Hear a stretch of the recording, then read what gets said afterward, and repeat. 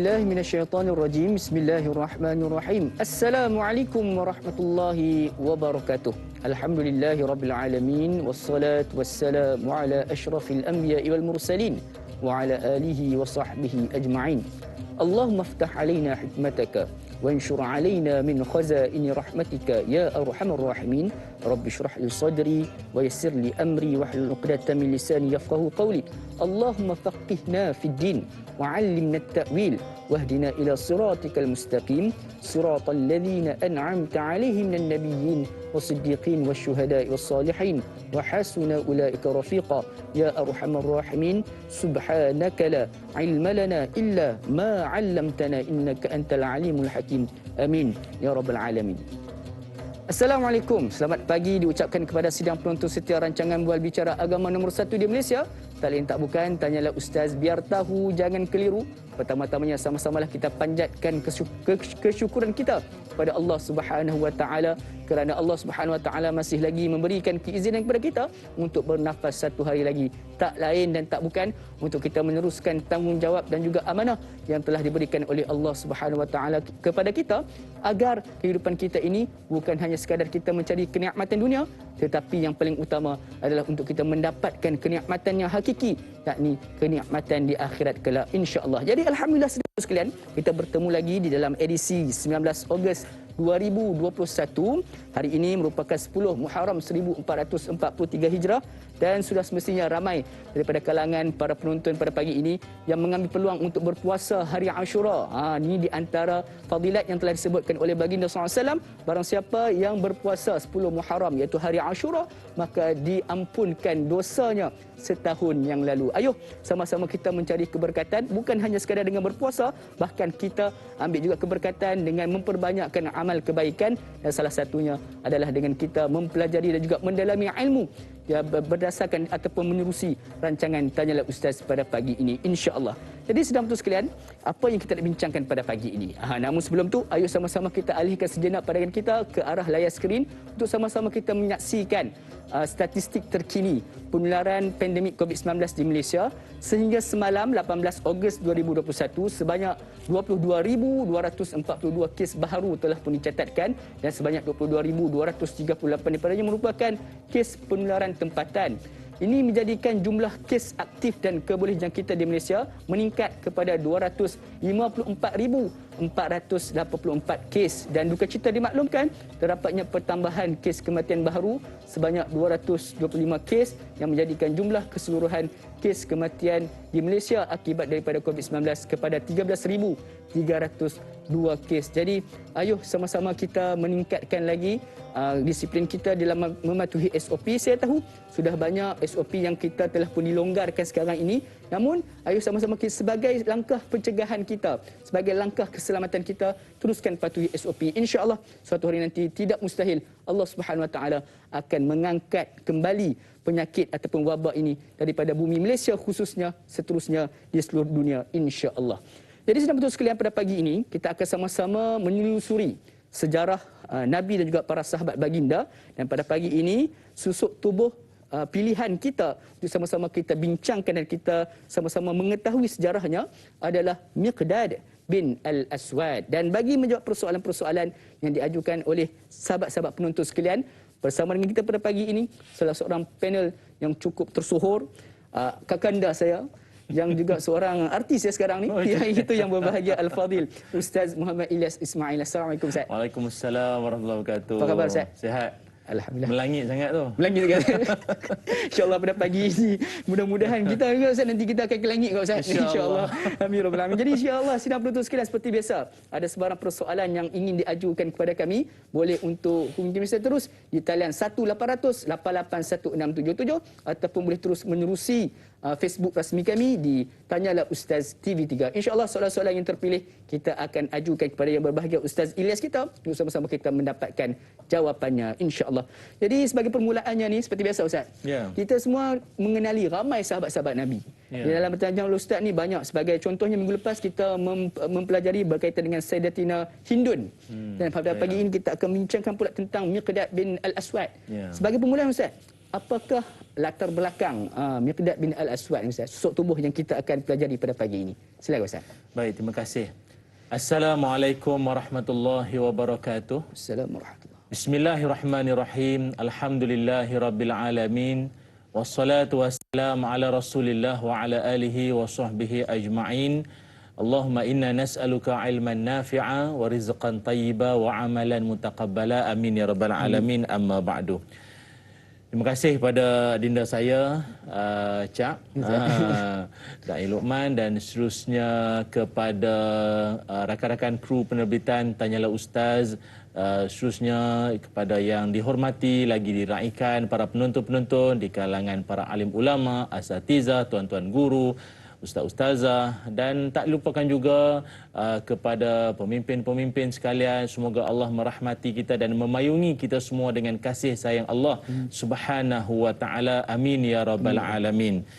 Alhamdulillah, pagi yang berbahagia ini insya-Allah kita akan membicarakan seperti mana yang disebutkan oleh Cak tadi ya.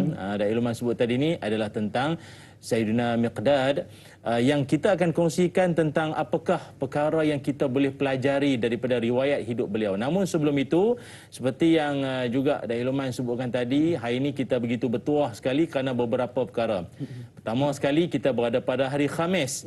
Ada apa dengan hari Khamis? Nabi Muhammad sallallahu alaihi wasallam, baginda Nabi bersabda bahawa a'malu bani Adam tu'aridu 'ala Allah tabaraka wa ta'ala ashiyata kulli khamis lailatal jumu'ah.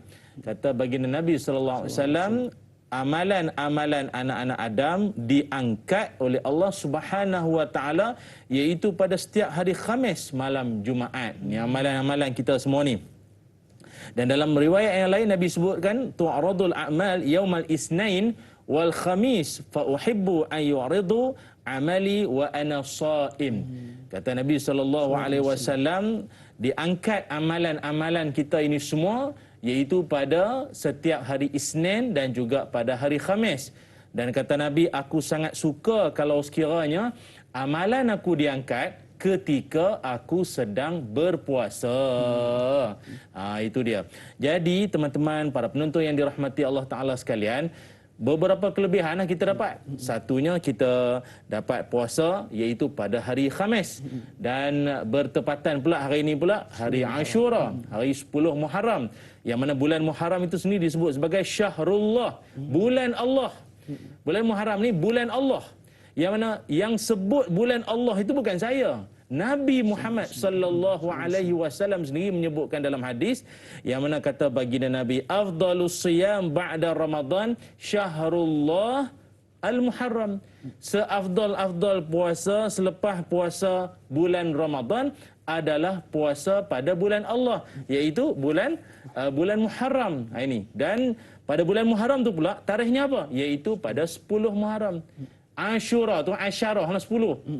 Dan untuk membezakan kita dengan orang Yahudi juga puasa, maka kata Nabi sallallahu alaihi wasallam, berpuasalah pada 9, iaitu semalam, 9 dan juga 10. Kalau 9 disebut Tasu'a. Kelebihan dia apa? Tadi disebutkan juga oleh Da'i Luqman tadi, yukaffirus sanatul madiyah, akan diampunkan dosa-dosa kita setahun yang lalu. Tahun sudah punya dosa-dosa, Allah Ta'ala seolah-olah rekod tu bersih. Dosa-dosa kecil lah, besar kena tahu. Saman, Ustaz. Ya, clear saman. Tapi yang besar-besar tu dia kena lain pula lah. Dia kena taubatan nasuha pula ya. Wallahu ta'ala alam. Baiklah, kawan-kawan semua, berbalik kepada apa yang ditanyakan oleh Da'i Luqman sebentar tadi berkaitan tentang Sayyiduna Al-Miqdad bin Amr, ataupun juga dikenali sebagai Miqdad bin Al-Aswad. Kedua-dua nama ini merupakan orang yang sama. Jangan salah faham pula ya. Saya ulang sekali lagi. Sayyiduna Al-Miqdad bin Amr dan juga Sayyidina Miqdad bin Al-Aswad, kedua-dua nama ini adalah orang yang sama. Pasal ada juga soalan orang tanya, dia kata, Ustaz, ada beza ke Miqdad bin Amr ni dengan Miqdad bin Al-Aswad ni orang yang lain-lain ke apa? Tidak, orang yang sama sebenarnya. Dan macam mana pula boleh jadi ada Amr seorang dengan Al-Aswad pula seorang? Macam mana boleh jadi macam tu, Ustaz? Dia ada ceritanya. Dia ada dia punya suspensnya itu yang kita nak kena ambil tahu. Sebelum saya nak pergi lebih lanjut, tuan-tuan semua, ada 6 perkara yang anda kena tahu tentang Sayyidina Miqdad yang anda kena tahu. 6 perkara saya nak kongsikan. Pertama sekali, Ustaz, sebelum kita masuk 6 perkara, Ustaz. Jadi sudah betul sekali kita nak berehat, Ustaz. Ya. Kita sama kita rehat dulu, Ustaz. Baru mula rehat dah.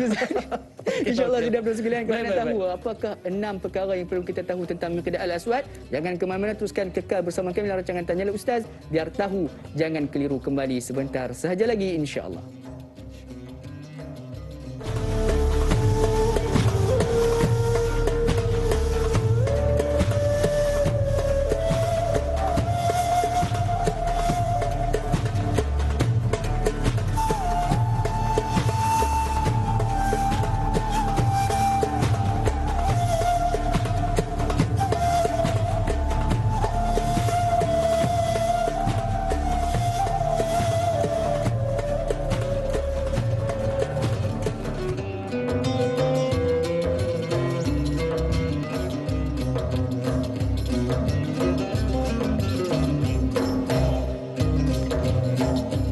Alhamdulillah, sudah betul sekalian, kembali kita bertemu pada pagi ini dalam Tamat-Tamat Syurga menerusi rancangan Tanyalah Ustaz biar tahu jangan keliru. Sama-sama pada hari ini kita menyelami tentang sirah salah satu sosok tubuh sahabat baginda SAW, iaitu Sayyidina Miqdad Al-Aswad. Jadi seperti mana kata Ustaz sebentar tadi, ada perbezaan antara Miqdad bin Al-Aswad dan juga Miqdad bin Amru ni. Jadi itu semua akan diperjelaskan oleh yang berbeza Ustaz sebentar saja lagi. Namun sebelum itu sekali lagi saya awalkan, sekiranya sedang penonton sekalian ada sebarang persoalan yang ingin diajukan kepada kami berkaitan dengan topik kita pada pagi ini, boleh untuk hubungi kami secara terus di talian yang tertera di kaca televisyen anda. InsyaAllah soalan-soalan yang bermanfaat kita akan bertanya kepada yang berbeza Ustaz untuk sama-sama kita mendapatkan manfaat jawapannya, insya-Allah.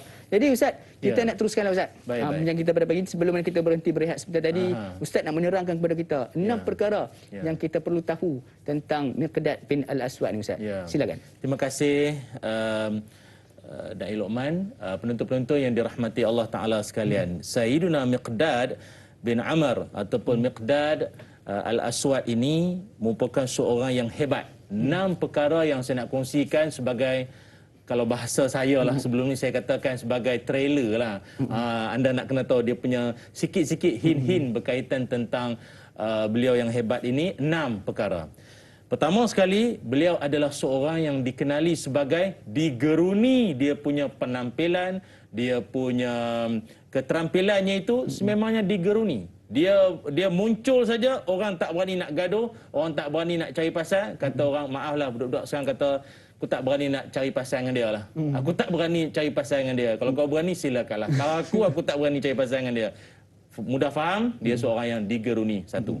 Yang keduanya, beliau seorang yang ada persamaan dengan Bilal bin Rabah. Dari sudut apa tu? Ada persamaannya dengan Sayyidina Bilal bin Rabah radhiyallahu an. Di mana samanya itu? Tunggu. Trailer tu. Yang ketiga, beliau juga seorang yang sangat terkenal dengan keazaman yang begitu hebat, begitu tinggi sekali, sehingga kan usianya mencecah puluhan tahun, 70 lebih sekalipun, pedang masih di tangan. Masya Allah. Bukan tongkat. Pedang. Tak main tongkat. Di tangan tu ada pedang. Dan dia duduk atas kotak di kawasan pasar. Alah. Spoiler pula. Ni spoiler lah kan. Dia duduk atas kotak dekat kawasan pasar sampai orang tanya dia, "Tuan ni dah berumur pegang pedang lagi ni, okey tak okey ni?" Apakah jawapan lanjut, respon balas Miqdad terhadap anak muda yang seolah-olah bukanlah kurang ajar. Budak tu tanya benda betul lah. Kan, seolah-olah macam acik ni dah berumur, dah berehat lah di rumah. Tuan nak pegang pedang lagi kan. Kalau pegang pedang tak bersarung pula, maknanya masih dalam perkhidmatan. Masya Allah. Apa jawapan balas beliau? Nanti. Yang seterusnya, yang keempat, beliau juga adalah merupakan seorang yang pernah minum susu Nabi, maksudnya susu kambing milik Nabi SAW, tanpa minta izin Nabi. Masya Allah. Macam mana tu ya? Agaknya apa respon Nabi? Oh, Ustaz. Jangan main-main. Nabi ni seorang yang betul-betul maknanya ahli keluarga sendiri pun buat benda yang kalau ada yang tak betul, Nabi akan tegur. Apakah respon balas Nabi terhadap tindakan Miqdad yang nantinya yang akan kita ceritakan? Dia minum susu, yang susu tu Nabi punya, dia pergi minum tanpa minta izin daripada Nabi terlebih dahulu. Apa respon dia? Apa respon balas daripada Nabi sallallahu alaihi wasallam? Yang kelima, beliau juga dikenali sebagai seorang prajurit awal berkuda dalam satu peperangan penting dalam sejarah Islam. Prajurit awal berkuda. Di dalam Islam ni dia ada banyaklah, maksudnya yang terawal antara tentera Islam terawal yang memanah, antara tentera Islam terawal membacakan ayat Quran di hadapan musuh, antara tentera awal berkuda dalam perang. Ini semua akan kita cerita sekejap. Dan yang keenam, beliau juga adalah seorang yang telah meniupkan semangat tentera Islam dalam satu peperangan dengan melaungkan ataupun dengan menuturkan firman Allah Subhanahu wa taala. Firman Allah taala itu ayatnya apa? A'udzu billahi minasyaitonir rajim. Qalu ya Musa inna lan nadkhulaha abadan ma damu fiha فاذهب أنت وربك فقاتلا إنا هاهنا قاعدون. Sadaqallahul azim. Allah Ta'ala berfirman, mereka menolak dengan berkata, "Hei Musa, sesungguhnya kami tak akan masuk negeri itu selama-lamanya selagi kaum itu masih berada di dalamnya. Oleh itu, pergilah engkau, wahai Musa, dengan Tuhanmu dan perangilah mereka. Sebenarnya kami duduk di sini saja menunggu tengok apa nak jadi." Surah Al-Ma'idah ayat 24. Dan Luqman, para penonton, apa sebab Miqdad membacakan ayat ini yang akhirnya mencetuskan maraan semangat tentera Islam dalam satu peperangan ini? Itu poin yang keenam, akan kita ulas sebentar lagi insya-Allah. Allah Akbar, insya-Allah. Jadi sudah betul sekalian 6 trailer awal yang Ustaz berikan kepada kita, dan insya-Allah ini semua kita akan bincangkan pada pagi ini. Jadi Ustaz, kita nak meraihkan dahululah persoalan daripada sahabat kita. Boleh. Dan soalan pertama terpilih ada daripada Puan Johari Hasnah kita. Assalamualaikum Ustaz Zandai serta kru-kru yang dirahmati Allah. Assalamualaikum warahmatullahi. Ustaz, siapakah Miqdad bin Al-Aswad dan apakah pengorbanan Miqdad bin Al-Aswad ketika dalam peperangan? Mengapakah beliau melarikan diri dan tinggal di Mekah? Mohon pencerahan Ustaz biar tahu jangan keliru. Terima kasih Ustaz Ilyas dan anda dan Encik Luqman. Sama-sama Ustaz. Ustaz, silakan. Habis ni bukan anak anda bukan? Anak anda tu maknanya muda lagi lah tu. Habis ni Ustaz. Dia nak beritahu anda tapi dia segan tu. Masya-Allah. Baik, tuan-tuan para penonton yang dirahmati Allah Taala sekalian, terima kasih sahabat kita Johari Hasnah, yang mana soalan ini adalah soalan pembuka gelanggang bagi perbincangan tentang Sayyiduna Al-Miqdad bin Amr ataupun Miqdad Al-Aswad ini. Baik, kisahnya bermula apabila ada satu orang laki-laki di zaman jahiliah dulu, yang mana laki-laki ini namanya ialah Amr bin Sa'labah. Amr bin Sa'labah, yang mana dia ni siapa lagi kalau dah punya Amr kat awalnya tu, dia adalah ayah kepada Sayyiduna Miqdad. Yang mana zaman jahiliah, dia ini seorang yang pernah satu ketika buat satu kes pembunuhan. Dia ada melakukan satu kes pembunuhan yang mengakibatkan bising lah waktu tu, heboh dan riuh, yang membuatkan dia ada dua pilihan saja. Yang pertama, lari daripada kampung tu. Okey, lari daripada kampung tu, tempat dia duduk tu. Dan yang kedua, pilihan yang kedua, dia kena tangkap nanti. Kerana didapati bersalah. Akhirnya, dia ambil keputusan untuk meninggalkan kampung dia. Menuju ke mana? Dia pergi ke Hadramaut, Yaman ini kan. Dia lari pergi ke Hadramaut, dan di sanalah dia memulakan kehidupan dia. Kahwin dengan penduduk tempatan sana, kahwin dengan orang sana. Dan akhirnya lahirlah anak yang bernama Al-Miqdad. Jadi maknanya Al-Miqdad ini sepatutnya kita katakan bahawa Al-Miqdad bin Amr. Itu ayahnya, Miqdad bin Amr. Habis tu yang orang sebut Miqdad bin Aswad itu siapa pula? Cerita lepas ni. Lepas ni. Okey, tuan-tuan semua. Dari sudut fizikal ataupun penampilan luaran Miqdad ini, beliau banyak persamaan dengan ayahnya. Apa persamaannya? Seorang yang tinggi lampai, kulitnya gelap. Mungkin ni dah menjawab satu soalan dah. Yang mana tadi ni Bilal bin Rabah dengan beliau, dia persamaannya dari sudut kulitnya gelap. Walau bagaimanapun kulitnya gelap ni, dia akan kelihatan apa? Dia akan kelihatan garang nampak cengeng, nampak backing. Orang kulit gelap ni dia backing sikit. Dia nampak garang secara semula jadi agaknya. Badan tegap dan juga dikenali sebagai seorang yang orang tak beranilah nak cari pasangan dia. Dia memang orang yang garang. Memang itu sifat dia. Memang itu daripada ayahnya lagi.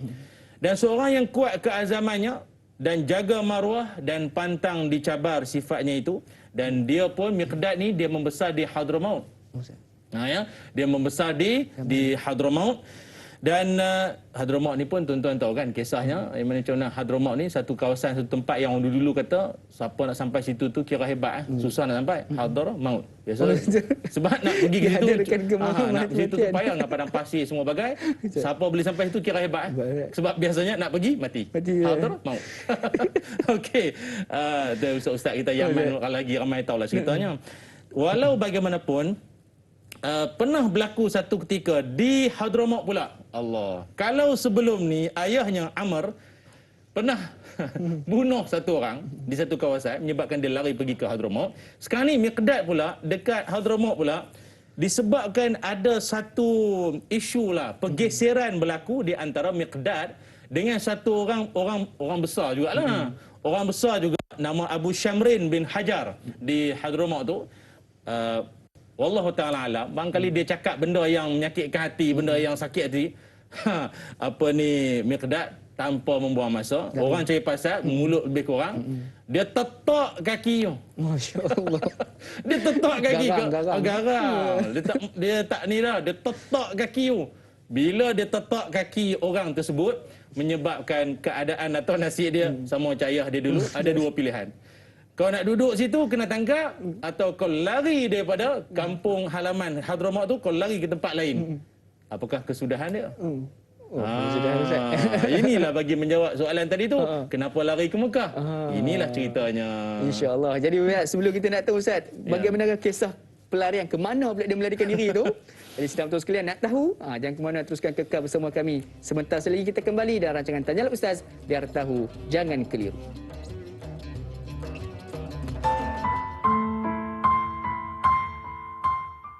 اللهم إني أعوذ بك من البرص والجنون والجذام ومن سيء الأسقام.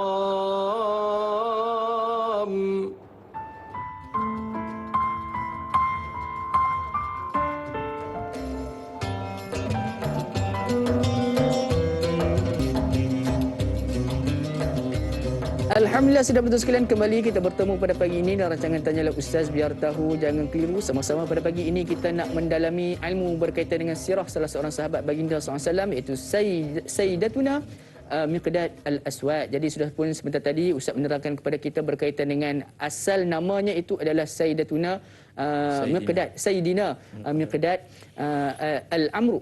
Jadi bagaimanakah perubahan namanya tersebut? Apakah yang menyebabkan berlakunya perubahan nama tersebut? Itu semua kita akan ketahui sebentar saja lagi. Namun sebelum itu Ustaz, kita nak raikan pemanggil kita yang tersohor juga ini, iaitu Tuan Haji Omar kita. Assalamualaikum Tuan Haji Omar. Waalaikumsalam warahmatullahi wabarakatuh. Dak Luqman atau nama glamour dia Dak Isha dan juga Ustaz Ilyas Muhammad Ilyas Ismail ya. Saya Omar Abdul Majid dari Velta Cini Timur 3 Pekat Pahang. Assalamualaikum. Waalaikumsalam.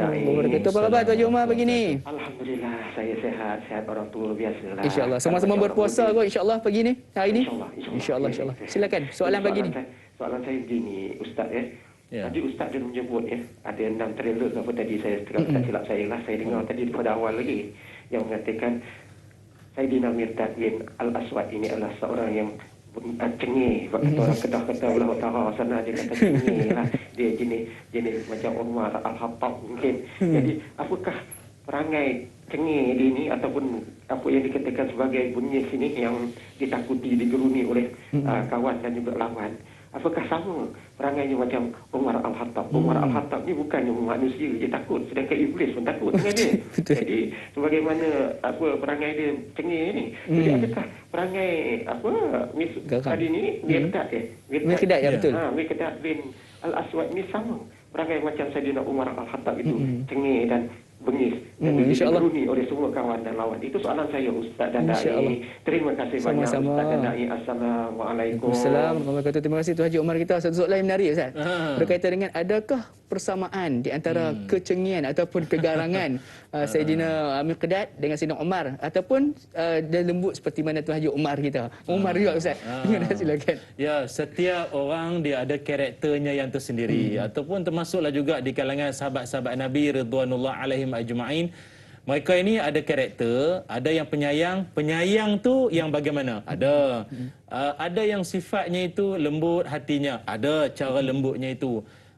Dan juga ada yang garang, backing ini semua pun ada juga. Tapi cara masing-masing lah. Dia cara masing-masing. Kalau Saidina Umar, macam kita kenal lah, bukan setakat manusia saja gerun dengan dia. Makhluk-makhluk alam ni pun gerun juga dengan dia. Kan Sungai Nil tak mengalir, berapa lama tak mengalir itu kan. Lalu hanya dihantar saja surat saja, dan surat itu lempar masuk ke dalam Sungai Nil, terus mengalir. Daripada surut Sungai Nil itu jadi melimpah balik.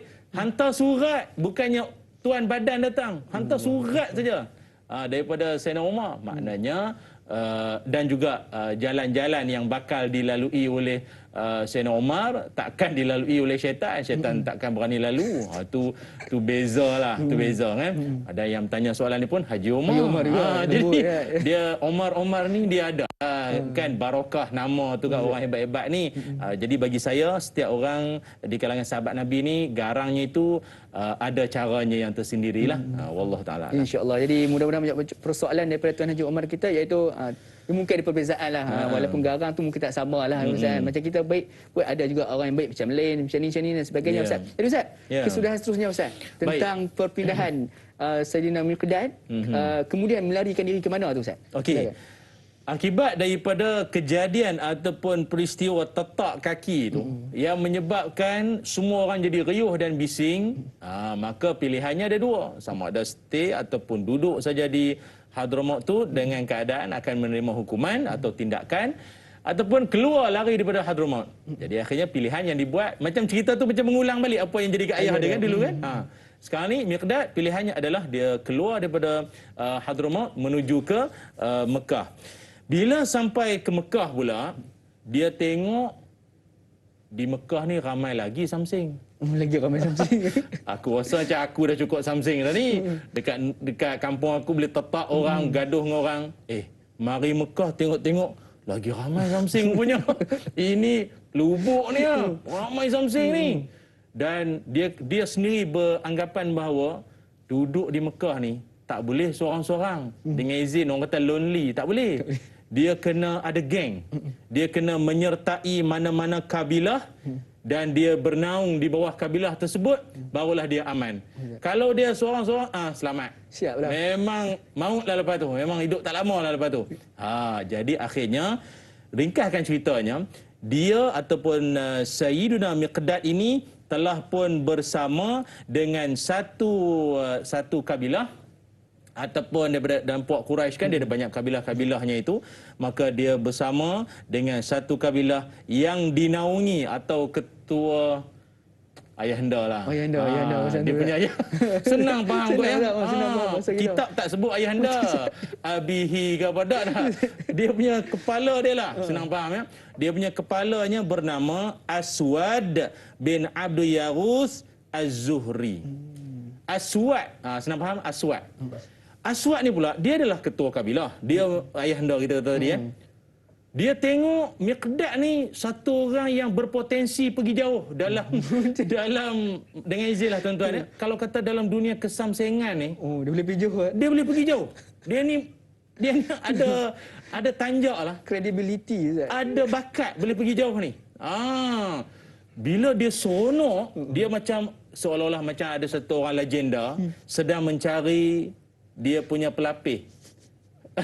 Mencari mentor, nak kata murabi tak kena pula orang benda jahat ni kan. Dia ada menti baru jumpa. Ini aku nak menti aku cari selama ni. Seronok punya pasal sampai dia mengangkat Miqdad sebagai anak angkat. Hebat tu. Dan bukan setakat itu saja. Aswad ni punya seronok, dia macam syok bahawa masa depan dunia apa kata orang Samsing ini akan terlorong nanti dengan adanya Miqdad ini, sampai siap dia kata kalau aku mati sekalipun aku punya harta-harta semua kasih dia. Abang Long. Ini hebat. Hebat, Ustaz. Kasih sama dia. Ini orang boleh pergi jauh ni. Bagi dekat dia. Maka oleh sebab itulah Da'i Luqman, para penonton yang disayangi sekalian, kalau anda dapat lihat pada paparan skrin TV kita waktu ini, tajuk sirah kita apa? Miqdad bin Al-Aswad. Ayahnya yang betul nama Amr. Amru.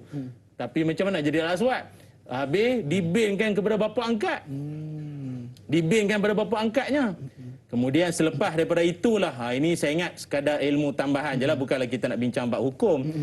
Turunnya ayat daripada surah Al-Ahzab, ayat 4 hingga ayat 5. Yang mana salah satu daripada perkara penting dalam surah Al-Ahzab ayat 4 hingga ayat 5, Allah Ta'ala sebut ud'uhum li'abaihim,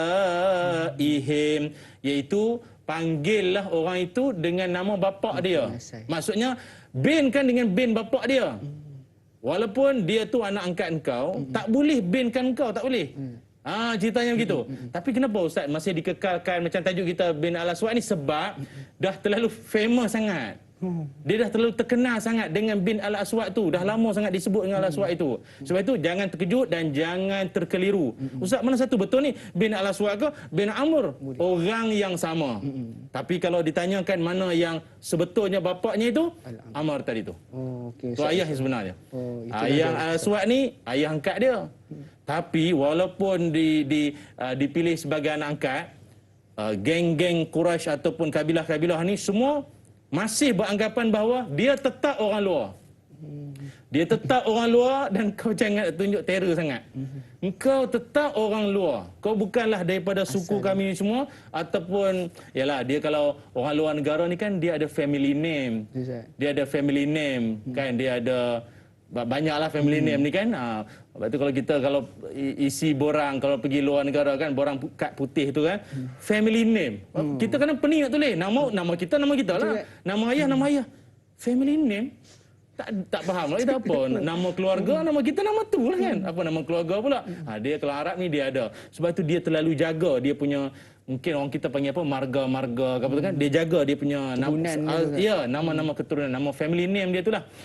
Walau bagaimanapun, sungguh pun begitu, digelar ataupun dipanggil sebagai anak angkat kepada Al-Aswad ini berpanjangan sampailah satu ketika. Ini titik permulaan atau titik tolak kepada hidayah Allah Subhanahu Wa Taala turun ke hati Miqdad. Iaitu dalam dia menyertai kumpulan geng-geng Al-Aswad ni, dia tengok banyak sangatlah kepincangan ataupun benda-benda yang tak betul. Dia kata, pasal apa yang buat zalim ke orang? Memanglah dulu dia gaduh-gaduh dengan orang pun gaduh sebab mungkin ada benda yang tak kena. Tapi ini macam tak pasal-pasal orang lemah ditindas, orang miskin juga dianiaya, orang itu dizalimi. Ini tak betul. Lagi teruk pada dia dulu. Lagi teruk ni, lagi sakar ni.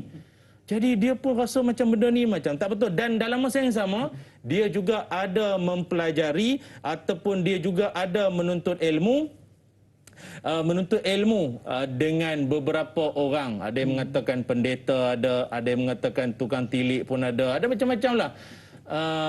Bahawa nanti akan muncul Nabi akhir zaman, dan kemudian selepas daripada itu dia ringkaskan cerita, dia di antara orang yang terawal memeluk Islam, iaitu orang yang ketujuh memeluk Islam. Dan dia juga telah pun bersyahadah dengan Nabi Muhammad SAW dan juga berbai'ah dengan baginda Nabi, janji akur taat setia dengan baginda Rasul sallallahu alaihi wasallam.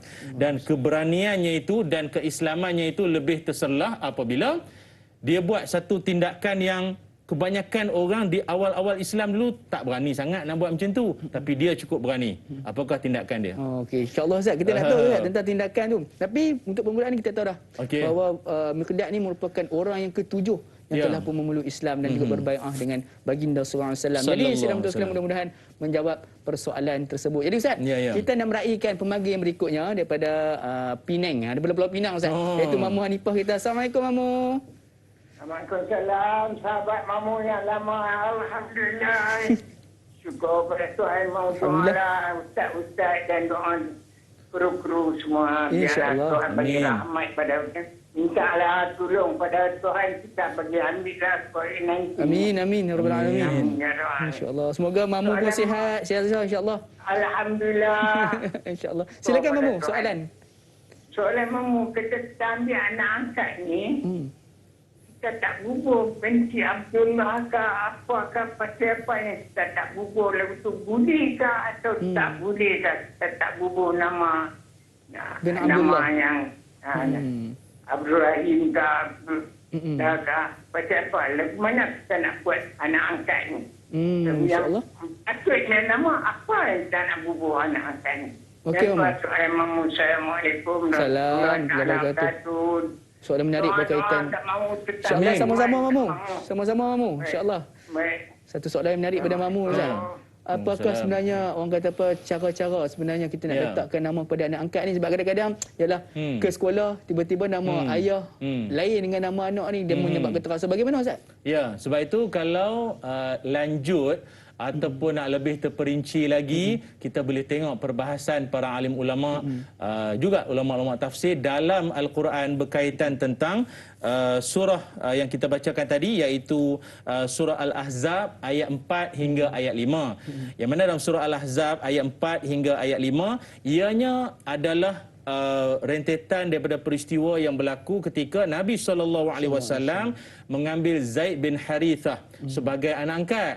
Namun bila rapat akrabnya hubungan tu dan dijadikan anak angkat pula, ramai orang sebut Zaid bin Muhammad. Zaid bin Muhammad.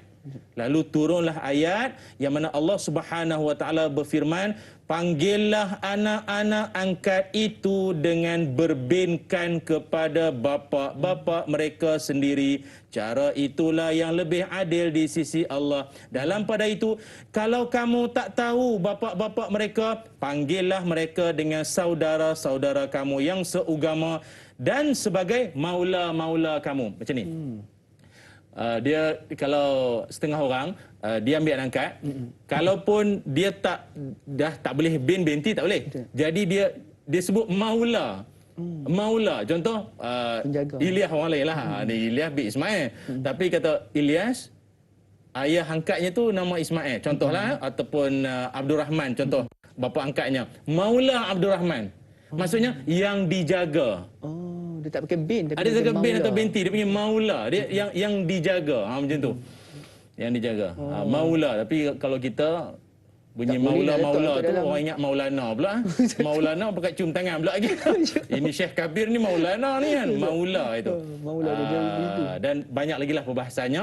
Tapi secara kalau kita nak tahunya, dalam Quran memang ada sebut tentang perkara ini, surah Al-Ahzab ayat 4 hingga ayat 5. Ustaz, kalau Abdul Rahman, Abdul Rahim tu kita boleh Ustaz bimbingkan? Ya, kita sandarkan kepada Allah Subhanahu Wa Taala. Mungkin kerana apa, ada setengah itu mungkin nama-nama asal agama itu mungkin membawa nama yang maksud yang tak elok dan seumpama dengannya. Mungkin ataupun nama-nama kepada dewa-dewa mungkin. Maka lebih baik Abdullah, hamba Allah. InsyaAllah. Itu adalah di antara penerangan daripada sudut fiqh, dan juga bolehlah untuk kita menelusuri juga memahami perbahasan daripada surah Al-Ahzab ayat 4 dan 5 tu Ustaz, insya-Allah. Betul. Jadi insya-Allah jadi saudara sekalian, Ustaz, kita dah raikan persoalan yang berikutnya daripada Puan Saziatul Siddiq. Assalamualaikum Ustaz Na'i. Assalamualaikum warahmatullahi. Bagaimanakah cabaran Miqdad bin Al-Aswad ketika berlaku perhijrahan dari Mekah ke Madinah? Apakah fungsi dan peranan Miqdad bin Al-Aswad ketika penghijrahan itu sehingga sangat bersukacita tatkala sampai ke Madinah dengan selamat? Dan soalan keduanya, apakah faktor yang menyebabkan Miqdad bin Al-Aswad sangat mengagumi Sayyidina Ali? Apakah peristiwa penyebab yang beliau terinspirasi kepada Sayyidina Ali yang berkorban kerana agama dan kepada Rasulullah SAW? Mohon penjelasan Ustaz. Terima kasih. #biar tahu jangan keliru. Dua soalan yang cukup menarik Ustaz. Ya. Yang pertama tu berkaitan dengan penghijrahan, yang kedua tentang Sayyidina Ali Ustaz. Bagaimana, silakan. InsyaAllah, terima kasih sahabat kita Syaziatul Siddiq yang mengajukan soalan. Saya akan rumus atau saya akan rangkumkan soalannya dengan pengkisahannya selanjutnya, iaitu apabila Sayyidina Miqdad bin Amr. Sebelum kita nak teruskan Ustaz, jawapan tersebut kita berhenti berehat sebentar. Rehat lagi? Berehat lagi Ustaz.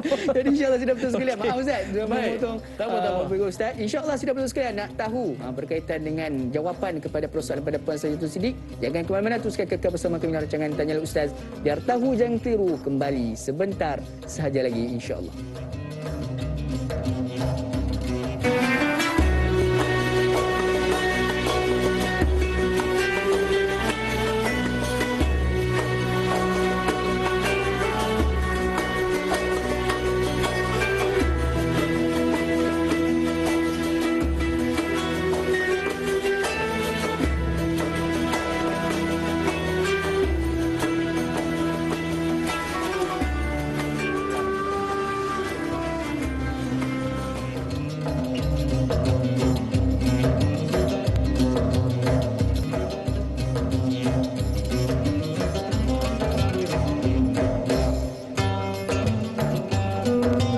Alhamdulillah, sudah betul sekalian, kembali kita bergabung di dalam Taman-Taman Syurga menerusi rancangan Tanyalah Ustaz, biar tahu jangan keliru. Mudah-mudahan pertemuan kita dalam Taman-Taman Syurga di dunia ini menjadi pemula dan juga pencetus untuk kita sama-sama bertemu di dalam Taman Syurga yang hakiki di akhirat kelak. Amin ya rabbal alamin. Jadi sudah betul sekalian, kita masih lagi membicarakan topik berkaitan dengan Miqdad Al-Aswad pada pagi ini. Mudah-mudahan pertemuan kita dalam tempoh sejam pada saat ini sudah pun banyak input-input dan juga ilmu-ilmu yang baharu yang kita tahu berkaitan dengan Sayyidina Miqdad Al-Aswad. Jadi sekiranya anda ada sebarang persoalan yang ingin diajukan kepada kami seperti biasa, boleh untuk mengirim terus di talian yang tertera di kaca televisyen anda. Dan kepada sahabat-sahabat sidang penonton yang sedang menyaksikan menerusi live Facebook kita pada pagi ini, jangan lupa untuk sama-sama kita melaksanakan salah satu tanggungjawab kita untuk menyebarluaskan ilmu yang kita dapat pada pagi ini dengan menekan butang kongsi. Cukup mudah, tekan butang kongsi. Sebenarnya kita sudah pun melaksanakan tanggungjawab kita untuk menyebarluaskan ilmu. Mudah-mudahan menjadi pahala yang berpanjangan sehinggalah saat kita sudah pun meninggalkan dunia dan saat kita bertemu dengan Allah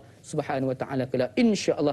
Jadi jom, ayo sama-sama kita nak teruskan Ustaz. Jadi kita tergantung sedikit tentang jawapan daripada Puan Syaziatul Siddiq kita berkaitan dengan dua soalan. Yang pertama berkaitan dengan penghijrahan Miqdad daripada Mekah ke Madinah. Yang keduanya, kenapa Miqdad ni dia mengidolakan Sayyidina Ali Ustaz. Silakan. Terima kasih penonton-penonton yang dirahmati Allah Taala sekalian. Kalau saya nak jawab soalan daripada Cak tadi itu, dari Loman tadi ni, saya akan gabungkan dengan apakah rentetan seterusnya yang berlaku setelah beliau menerima hidayah Allah dan kemudian beliau telah pun bersyahadah depan Nabi, dan tindakan seterusnya yang saya katakan tadi, beliau merupakan antara yang terawal, antara yang ketujuh yang memeluk Islam, dan beliau telah bertindak dengan mengisytiharkan keislamannya itu secara terang-terangan.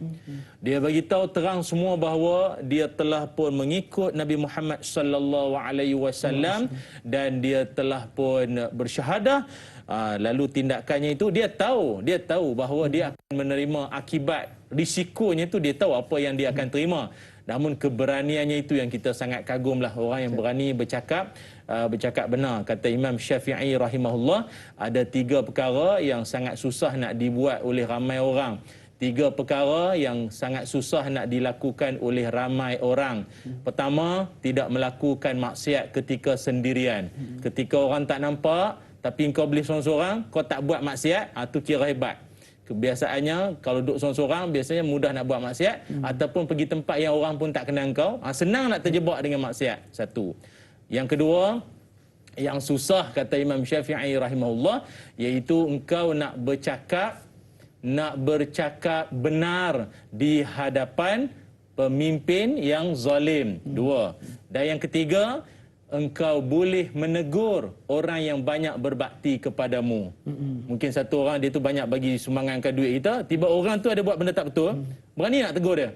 Sebab lepas ni risikonya kau tak akan lagi dapat bantuan daripada dia dah, sebab kau tegur dia. Kalau boleh buat, hebat. 3 perkara kata Imam Syafi'i rahimahullah sebagai tambahan. Sayalah nota tambahan. Okey, jadinya Sayyidina Miqdad ini beliau bila dia mengisytiharkan keislamannya, habis dia kena seksa, kena pukul, kena henyak, kena belasah dan ditangkap oleh puak-puak Quraisy ni sendiri dan dia kena teruah. Namun walaupun dia diseksa dengan pelbagai bentuk seksaan, ianya sedikit tidak menggugah jiwanya, mengubah, mengoyak akidahnya itu sama sekali. Dan kisah ini juga dapat kita kata orang, samakan dengan apa yang berlaku kepada ahli-ahli sihir Firaun. Ketika ahli-ahli sihir Firaun nampak saja kebenaran ataupun kerasulan Nabi Musa, iaitu mukjizat tongkat menjadi ular tu, jelas depan mata, mereka yang memang pakar bab kesihiran, bab sihir yang memang terror hebat, dia orang tahu bahawa ini bukan daripada syaitan, ini memang Allah Ta'ala punya kerja. Lalu mereka semua masing-masing beriman dengan Nabi Musa alaihissalam. Maka apa kata Firaun? La uqati'anna aydiyakum wa arjulakum min khilafin summa la usallibannakum ajma'in. Demi sungguhnya aku, kata Firaun, aku akan potong tangan dan kaki semua dengan bersilang. Kemudian aku akan memalang kamu, salib kamu semua ini. Lalu mereka jawab, sungguhnya kami tak takut kerana Tuhan kamilah kembalinya kami pada Allah Subhanahu Wa Taala. Dah, satu yang menariknya, ini dalam Quran surah Al-A'raf ayat 124 sampai 125. Bila masa ahli sihir ni pi kuliah maghrib Dia tak ada Ustaz. kan? Pi kuliah maghrib bila kan? Hanya nampak tu je terus masuk Islam.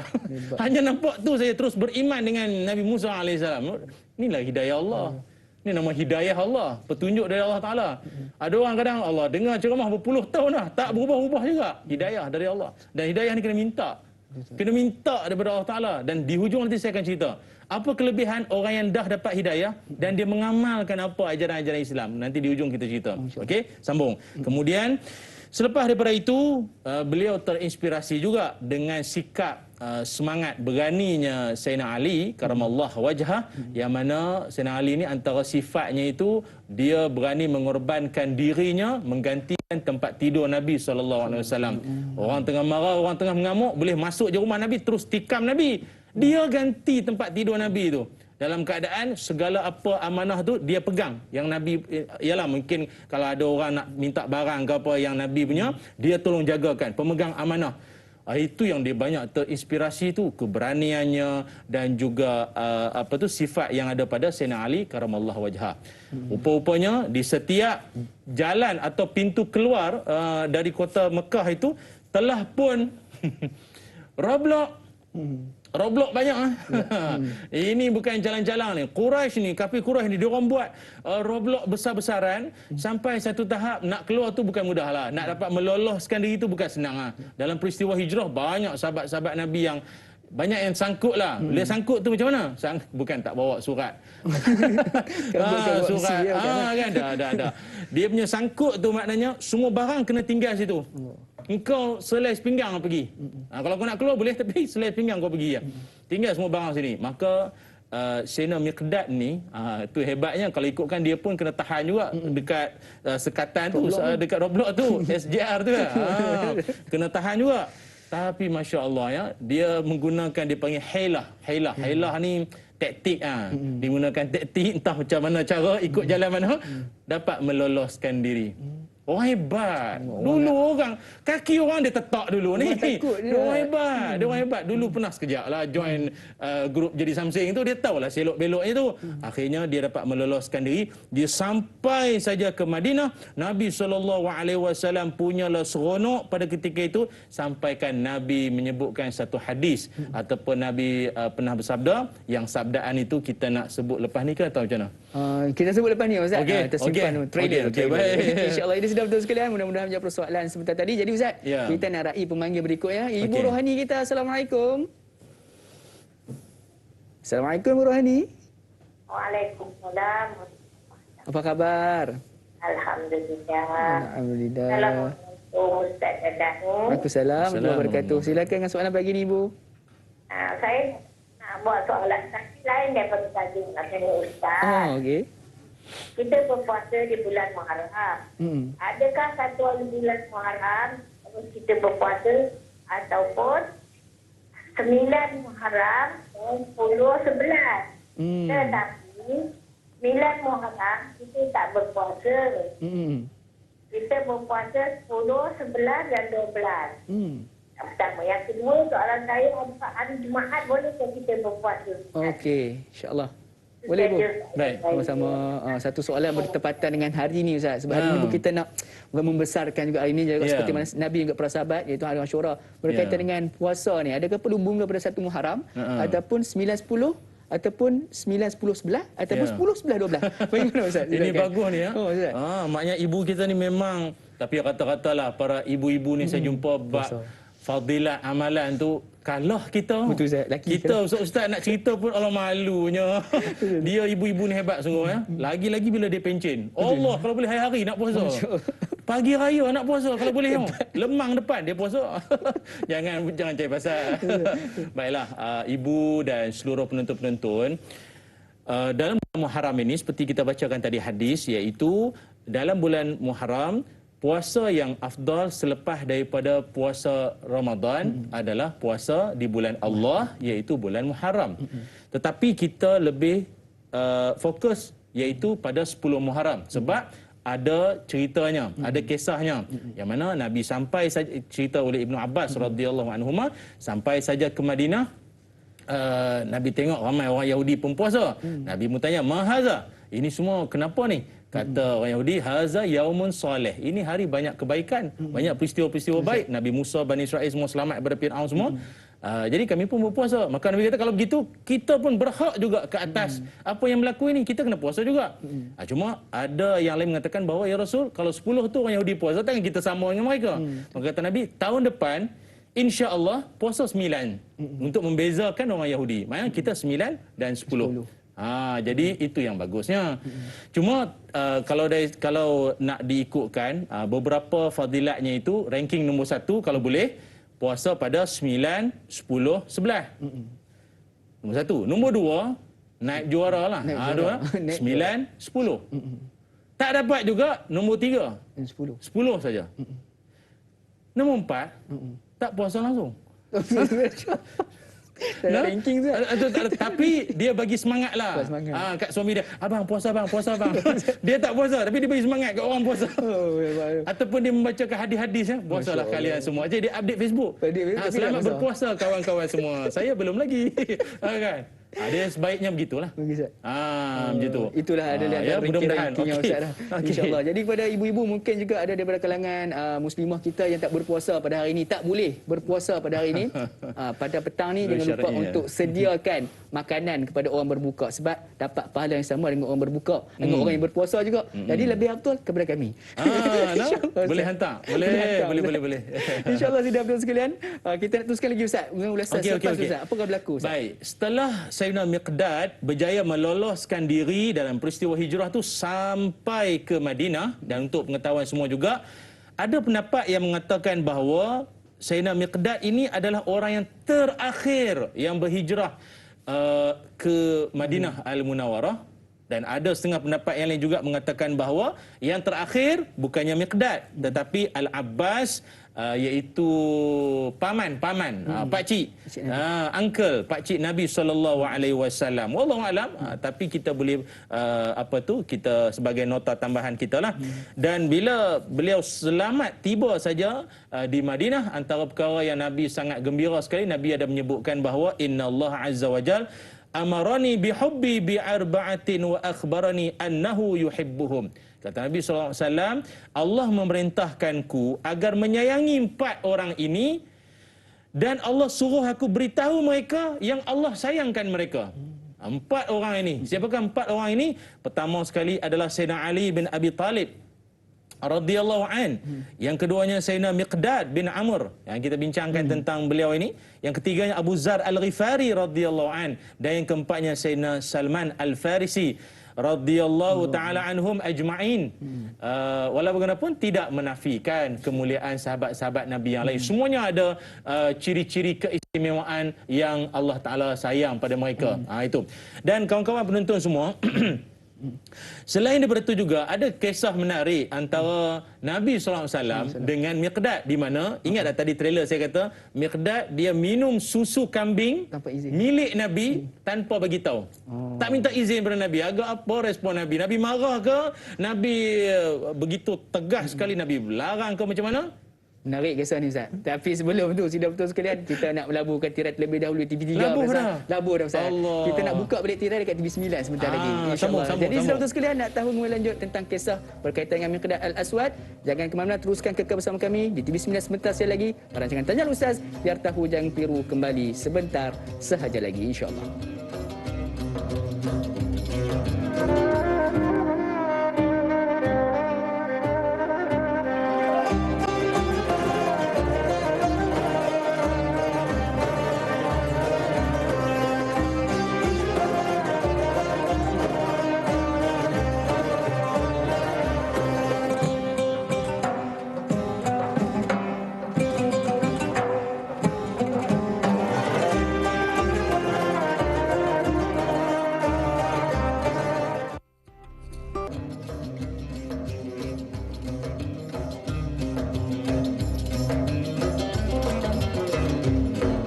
Alhamdulillah, sudah menuntut sekalian, kembali kita bertemu dalam rancangan Tanyalah Ustaz biar tahu jangan keliru pada pagi ini menerusi TV9 dekat di hati. Mudah-mudahan pertemuan kita pada pagi ini membawa 1001 rahmat daripada Allah Subhanahu Wa Taala, bersempena juga dengan 10 Muharram, hari Ashura yang kita sambut pada hari ini. Mudah-mudahan bertambah-tambah ganjaran pahala daripada Allah Subhanahu Wa Taala. Masih lagi kita membincangkan tentang sosok tubuh Sayyidina Miqdad Al-Aswad pada pagi ini bersama dengan ahli panel kita yang berbahagia Al-Fadhil Ustaz Muhammad Ilyas Ismail kita.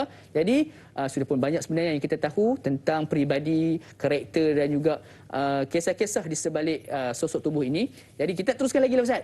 Jadi sebelum tu, sidang penonton sekalian, ada sebarang persoalan yang ingin diajukan kepada kami seperti biasa, boleh untuk mengirim terus di talian yang tertera di kaca televisyen anda insya-Allah. Jadi Ustaz, kita teruskan lagi. Tadi kita terhutang dengan penonton kita berkaitan dengan kisah yang cukup menarik ni. Di antara Miqdad, Sayyidina Miqdad yang pernah minum susu Nabi, susu kambing Nabi tanpa izin Nabi ni. Apa respons seterusnya Ustaz? Silakan. Okey, terima kasih muslimin muslimat, penonton-penonton yang dirahmati Allah Taala sekalian. Kembali kita bergabung di TV9 setelah kita tadi membincangkan tentang Sayyidina Miqdad bin Amr ataupun Sayyidina Miqdad Al-Aswad ini. Sangat berinspirasi lah kalau kita hayati kisahnya itu. Dan sekarang sampailah satu babak di mana Sayyidina Miqdad ini dia menjadi salah seorang daripada anak angkat juga pada Nabi SAW. Sebab masa sampai di Madinah, baginda Nabi membahagikan mereka ini di kalangan sahabat-sahabat ini 10 orang duduk dalam keluarga-keluarga yang terpilih lah, keluarga-keluarga tertentu. Kalau macam dulu kita zaman universiti ada projek anak angkat, letak di rumah Pak Haji sekian ni, 3 orang student ni untuk kata orang menjalin hubungan yang baik, silaturahim, berkenal-kenalan, belajar tentang sosio tempatan kan semua. Jadi sahabat Nabi ni, jadi mereka semua dah dibagi-bagikan dah. Cuma Miqdad ni dia tak tahu dia nak ke family mana. Jadi dia seolah macam tertanya-tanya lah. Dia kata, ya Rasulullah, semua sahabat-sahabat dia dah dibagi-bagi di rumah masing-masing. Ini saya dengan siapa ya Rasul? Lalu jawab Nabi SAW, engkau bersama denganku. Allah, beruntunglah, betul seronok dia. Allah bersama dengan Nabi SAW. Dan juga beberapa orang yang lain, sahabat Nabi yang lain. Cumanya bila dia bersama dengan keluarga Nabi, dia duduk bersama keluarga Nabi, Nabi SAW ada 3 ekor kambing. Pada waktu itu ada 3 ekor kambing, yang mana satu ketika kambing-kambing ini pula mereka sering ambil susunya, minum. Dan pernah satu malam mereka bertiga termasuk Miqdad dan 2 orang lagi sahabat dalam keadaan yang lapar sangat. Kata Miqdad, dia punya kelaparannya itu dahsyatnya lapar dia sampai mata tak mampu buka, telinga tak mampu dengar kalau orang panggil. Lapar macam mana tu ya? Lapar sangat. Orang biasanya kalau orang kita kenyang sangat jadi macam tu. Kenyang sangat sampai tak boleh nak buka mata dah. Ustaz tu buat lawak ke, tak ada dah, mata dah macam ni dah. Dengar mata dah. Dan tak dengar apa dah. Orang tanya faham tak tadi Ustaz ceramah apa? Tak faham, tak masuk dia kata. Kenyang sangat. Tambah kalau tempoh PKP stay at home, duduk di rumah pula. Allah, 8 kali ulang alik peti air. Ngantuk manjang. Okey, jadi bezalah kita dengan sahabat Nabi kan.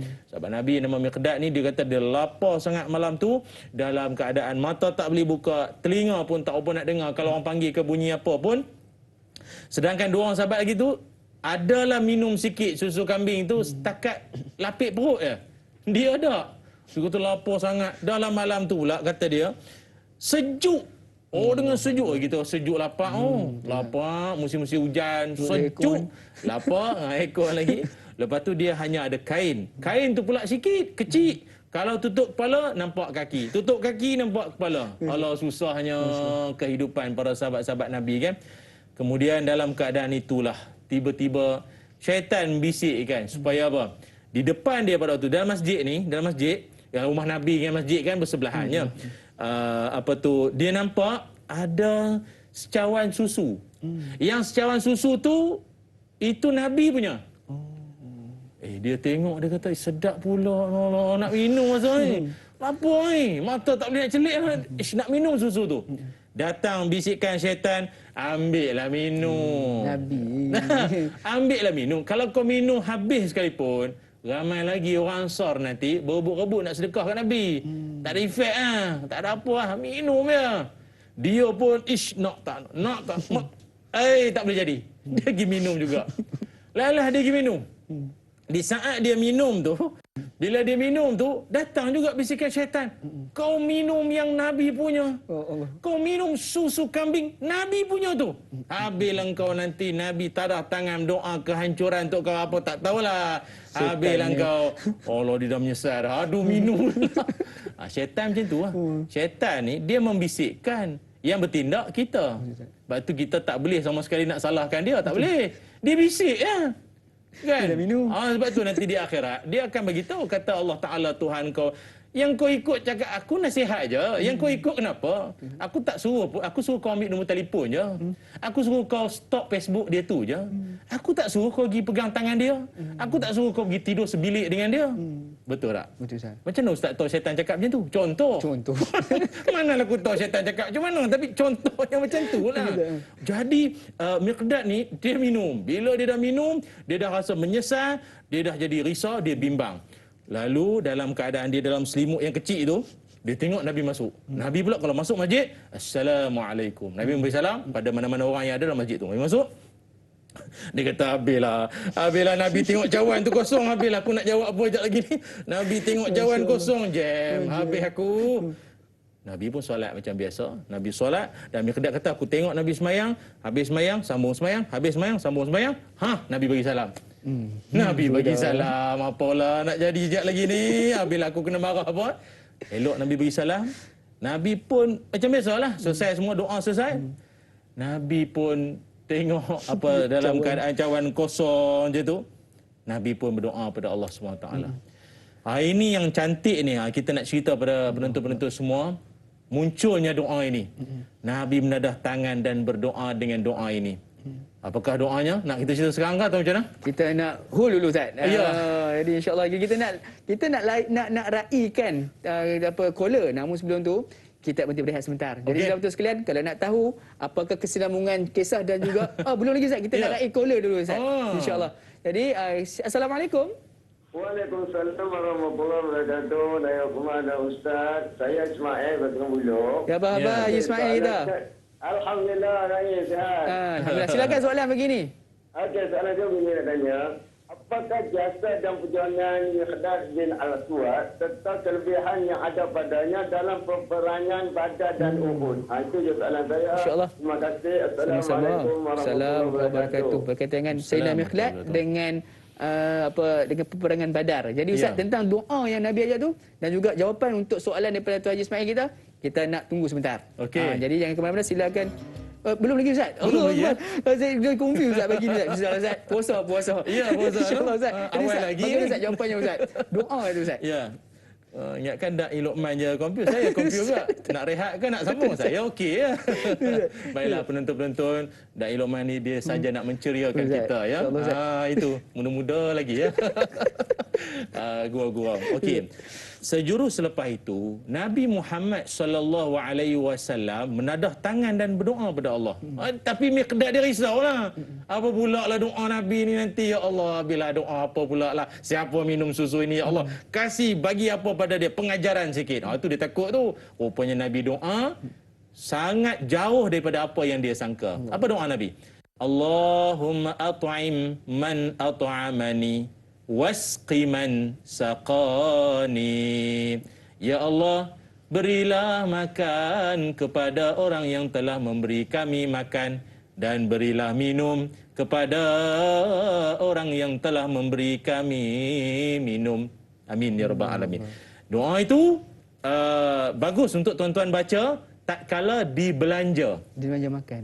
Dibelanja makan tuan rumah, dihidangkan oleh tuan rumah. Saya ingat elok macam itulah. Daripada tuan-tuan, oh sedapnya, ya Allah terima kasih banyak. Terima kasih pun okey. Adab dah. Tapi saya ingat bila tuan rumah terletak apa kan, doa sikit. Allahumma at'im man at'amani. Kalau ramai, Allahumma at'im man at'amana. Wasqi man saqana. Oh itu bunyi tuan rumah bunyi canggih sikitlah. Ini baru secawan teh doa dah. Ini kalau aku letak daging wagyu. Aku ingat panjang lagi ya, 2 muka surat dia baca doa ni. Itu baru, itu cadangan. Cadangan. Nak buat dipersilakan. Cuma tuan-tuan, bila Nabi baca saja doa tersebut, Sayyiduna Miqdad dia punya seronok dan dia nak ambil peluang ni, dia tak nak lepaskan peluang ni untuk apa? Merealisasikan doa Nabi. Ya Allah, berilah makan kepada orang yang memberi aku makan. Berilah minum kepada orang yang telah memberi aku minum. Tak boleh jadi. Aku mesti cari kambing. Aku mesti cari makanan mau kasih Nabi. Aku mesti cari. Dia ada pisau. Dia pun bukan ada apa sangat. Dia pun orang senang. Kalau senang tak ada lapar. Apa benda aku nak cari ni? Oh, dia teringat kambing. Kambing pun bukan aku punya. Kambing pun Nabi punya. Aku nak ambil kambing mana? Tak apalah. Ambil kambing Nabi.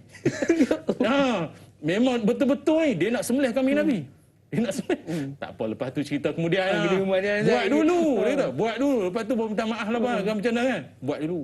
Dia pergi baru nak sembelih kambing Nabi SAW. Dia tengok susu banyak. Kembang. Ini kalau perah banyak dapat hasil ni. Tak jadi nak sembelih. Dia kata perah susu cukup. Tadi aku dah minum susu, sekarang ganti susu. Tapi susu tu pun bukan dia punya. Nabi punya cukup.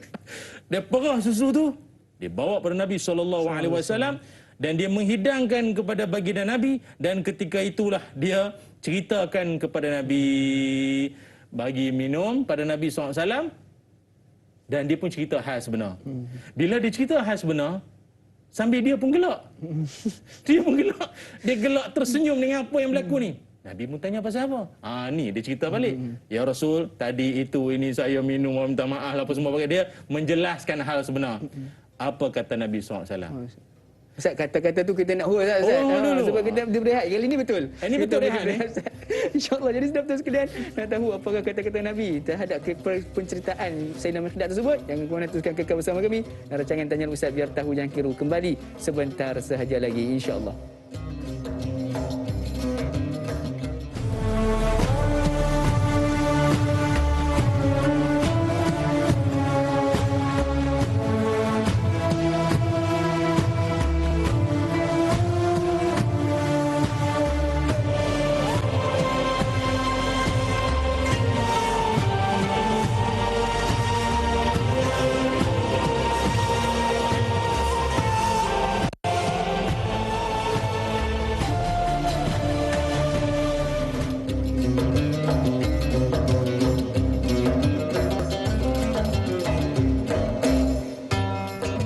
Alhamdulillah, sedap betul sekalian, kembali kita bertemu pada pagi ini dalam rancangan Tanyalah Ustaz biar tahu yang kira membicarakan topik berkaitan dengan Sayyidina Miqdad Al-Aswad. Jadi alhamdulillah kita sudah pun berada di segmen terakhir untuk episod pada pagi ini. Sebenarnya banyak lagi kisah-kisah yang menarik berkaitan dengan Sayyidina Miqdad ni, tapi kita cukuplah sekadar dalam tempoh 2 jam kita bisa langsung pada pagi ini. Mungkin ini sekadar orang kata penerangan awal berkaitan dengan susuk tubuh ini. Nak tahu dengan lebih lanjut, mungkin selepas ini kita boleh mendalami dengan menghadiri kuliah-kuliah. Mungkin juga Ustaz akan buat kuliah di Facebook ataupun sebagainya, insya-Allah, tentang Sayyidina Miqdad ni. Jadi Ustaz, kita teruskan lagi Ustaz. Tadi Ustaz dah ceritakan bagaimana Sayyidina Miqdad menceritakan hal dia meminum susu kambing Nabi, dan juga Ustaz tadi kita terhutang satu, iaitu berkaitan dengan apa kata-kata Nabi selepas tu Ustaz. Silakan. Ya, baik. Terima kasih Da'i Luqman dan penonton-penonton semua. Betul kata Da'i Luqman, kalau mungkin cerita ni insya-Allah tak habis, saya akan sambung ke live di Facebook saya pula nantilah ya. Facebook page saya Ustaz Elias Ismail. Boleh ikutilah untuk sambungan kisah-kisah dan juga kisah-kisah sahabat-sahabat Nabi yang lain yang mungkin kita tak berkesempatan dalam waktu yang terbatas ni, insya-Allah. Sejurus selepas beliau atau Sayyiduna Miqdad memperhidangkan pada Nabi susu kambing yang baru diperahnya tadi, yang asalnya dia minum hak Nabi punya sampai habis, dia pergi ambil yang baru dia bagi Nabi, dan dia pun tergelak. Nabi pun tanya, pasal apa, ada apa ni, apa yang ketahuan pasal apa. Dia pun ceritalah hal sebenar tadi, dia lapar sangat, tengok susu geram pula, minum, habis pula minum. Lalu inilah dia cerita apakah respon Nabi Muhammad sallallahu alaihi wasallam. Maka kata baginda Nabi pada waktu itu, iaitu Nabi berkata bahawa Allah Subhanahu wa taala sayang pada kamu. Allah Taala sayang pada kamu. Sebab apa kata begitu tu? Allah sayang kepada kamu dalam keadaan apa? Kasih sayang Allah ini, kamu satunya dah minum susu aku. Lepas tu pula kamu ni pula dapat minum susu dengan aku.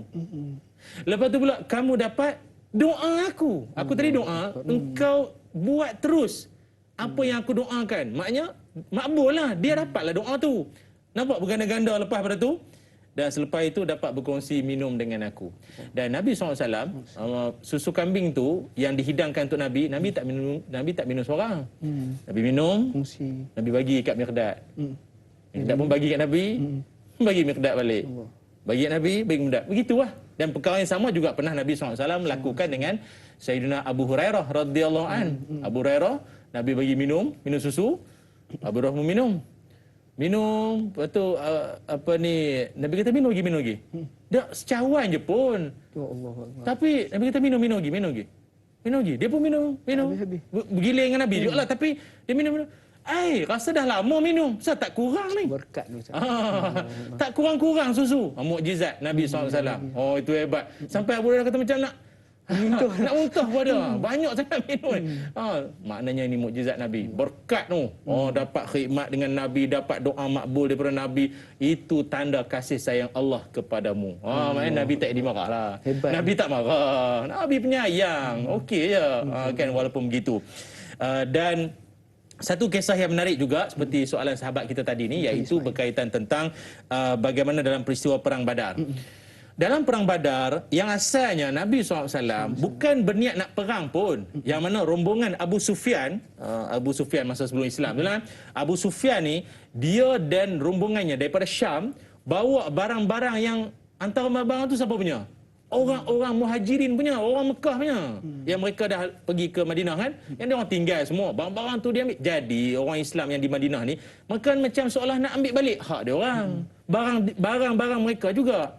Tapi apa yang mereka cuba intai dan cuba nak selidik itu telah pun disalah erti. Kata ini macam satu bentuk ambush, satu serang hendak. Yang ini tak boleh, kena jadi perang. Itu yang Abu Jahal apa semua tu, akhirnya jadi perang. Maka ketika itu Nabi berbincang, musyawarah dengan sahabat-sahabat. Macam mana ni? Kita asal tak mau perang, tapi dia orang macam seolah nak beria, nak perang sangat. Maka Nabi minta pandangan sahabat-sahabat, Sayyidina Abu Bakar As-Siddiq, Sayyidina Umar Al-Khattab dan sahabat-sahabat yang lain. Apa jawapan masing-masing? Kami ikutmu ya Rasul. Ya Rasulullah, kami ikutlah. Kalau perang, kita perang lah. Tetapi Nabi seolah macam kurang berpuas hati dengan jawapan-jawapan itu. Sampailah giliran Sayyidina Miqdad. Beliau bangkit dengan berkata, Ya Rasulullah, Ya Rasulullah, pergilah kemanapun, kami akan tetap bersamamu ya Rasulullah. Kami akan tetap bersamamu dan kami takkan sesekali jadi seperti mana perangai Bani Israel. Perangai apa? Di awal siaran kita tadi, saya ada bacakan ayat daripada surah Al-Ma'idah ayat 24. Saya ulang, Al-Ma'idah ayat 24. Yang mana ayat itu punya kurang ajarnya puak-puak Bani Israel. Oh, dulu masa susah kau nak sangat bantuan pertolongan Nabi Musa, sekarang kau dah senang lenang, kau dah hidup dah bahagia sekarang, kau suruh Nabi Musa dan Tuhan pergilah perang dengan dia. Kami tak mau masuk, kami duduk sini, kami tengok dari jauh je lah. Tak mau, tak sanggup nak hidup susah-susah, tak mau. Maka kata Miqdad, kami bukan sama sekali seperti puak-puak Bani Israel itu. Kemana pergi ya Rasulullah, kami tetap ikut. Pergi hujung pelosok mana pun, kami tetap ikut.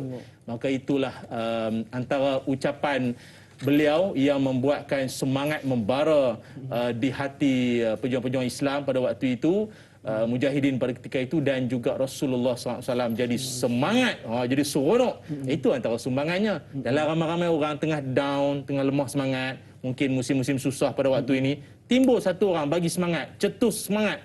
Orang tu yang sangat kita perlukan. Allahu Akbar. Jadi mudah-mudahan menjawab persoalan Tuan Haji Ismail, dan juga ada satu benda kita dapat belajar daripada ini, iaitu berkaitan dengan berkongsi minuman Ustaz, dan juga doa yang Ustaz kongsikan. Mudah-mudahan kita dapat beramal selepas ini, insya-Allah. Jadi Ustaz, kita nak raikan persoalan berikutnya Ustaz daripada Facebook, daripada saudari Jura Azli Sufyan. Assalamualaikum Ustaz, da'i dan kru-kru tanya Ustaz. Waalaikumsalam warahmatullahi. Soalan saya, Nabi Muhammad sallallahu alaihi wasallam pernah melantik Miqdad bin Al-Aswad menjadi gubernur ataupun amir di suatu wilayah, tetapi akhirnya jabatan tersebut dipulangkan kembali. Kenapa dan mengapakah Miqdad bin Al-Aswad berbuat demikian? Mohon pencerahan. Terima kasih. Silakan Ustaz. Ya, betul.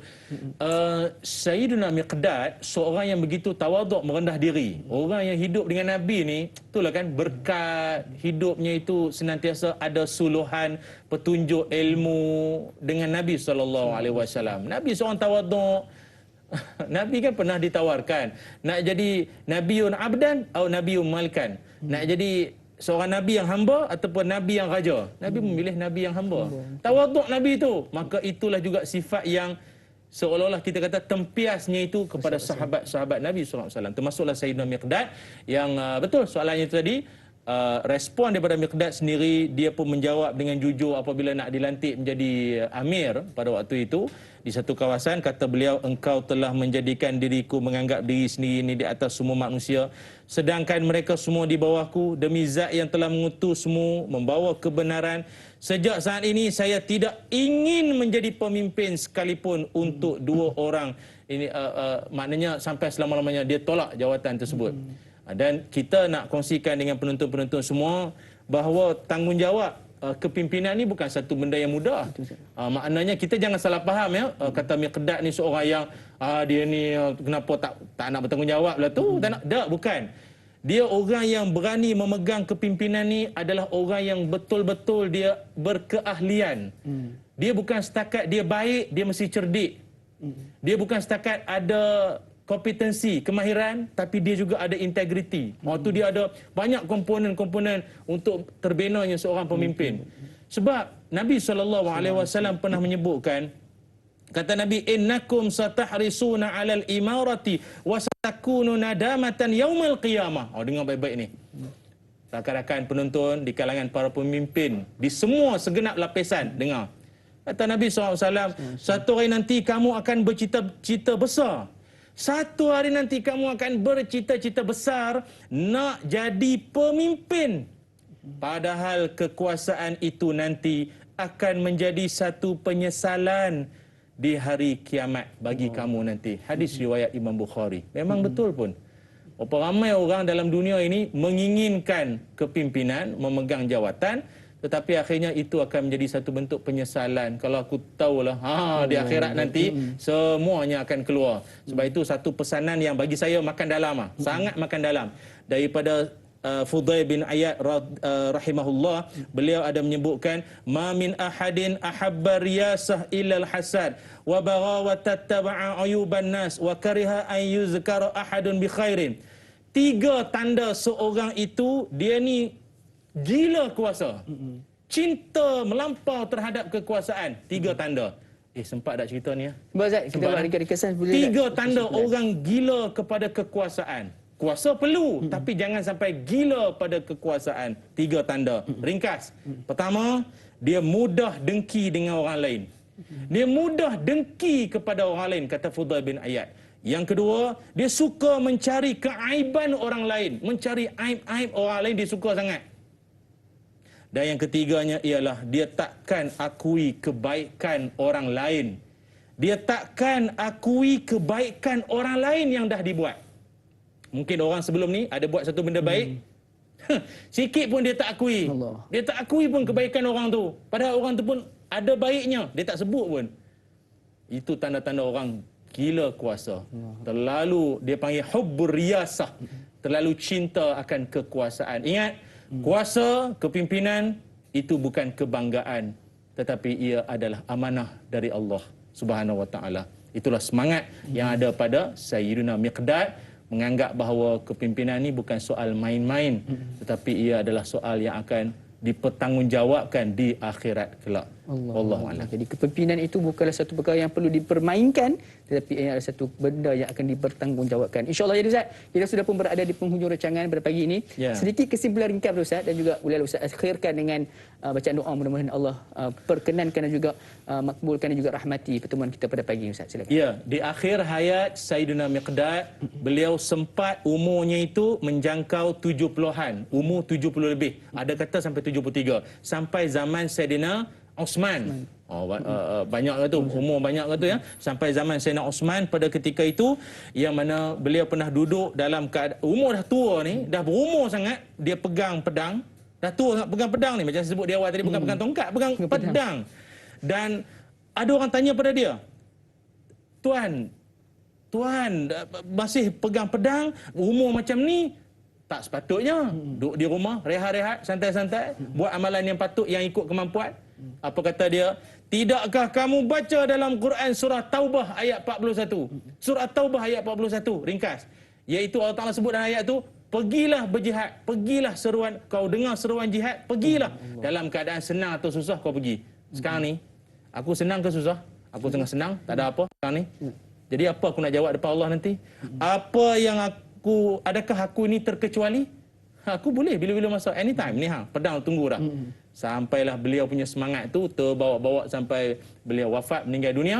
Dan kata sahabat-sahabat Nabi, di hari kewafatan beliau, hari ini pedang sudah kembali kepada sarungnya.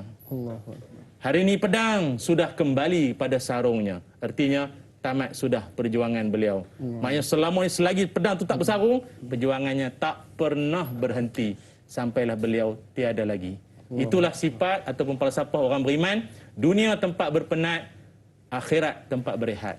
Wallahu a'lam. Ustaz, doa ringkas Ustaz. Bismillahirrahmanirrahim. Allahumma salli ala sayyidina Muhammad wa ala ali sayyidina Muhammad. Allahumma inna nas'aluka ilman nafi'a wa rizqan tayyiba wa amalan mutaqabbala. Ya Allah, ampunkan dosa kami, ampunkan dosa ibu ayah kami ya Allah.